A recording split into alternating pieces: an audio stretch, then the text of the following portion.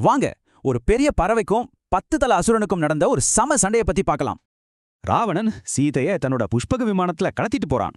பாவம், அவளோட அபய குரல் கேட்க யாருமே இல்ல. அந்த அரக்கன் கூட தனியா தவிக்கிறா. ஆனா தூரத்துல இருந்து ஒருத்தர் இத பாத்துட்டு இருக்கார். அவர்தான் ஜடாயு, ஒரு வயதான கழுகு. ராவணன் எவ்வளவு பெரிய பலசாலினா அவருக்கு தெரியும். ஆனா ஜடாயுக்கு கொஞ்சம் கூட பயம் இல்ல. இப்ப பாருங்க, இவங்க 2 பேருக்கும் இருக்கிற வித்தியாசம் தான் இங்க ரொம்ப முக்கியம். அவ்வளவுதான். ஜடாயு நேரா ராவணன் மேல பாய்ந்து சீதைய காப்பாத்த சண்டைய ஆரம்பிச்சிட்டார். வயசானாலும் அவரோட வேகம் கொஞ்சமும் குறையல. ராவணனோட கடுமையா போராடுறாரு.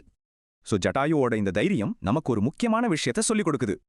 அவர் உடம்பால பலசாலி இல்லாம இருக்கலாம், ஆனா அவரோட தைரியம் தான் அவர் ஒரு நிஜ ஹீரோ ஆக்குச்சு.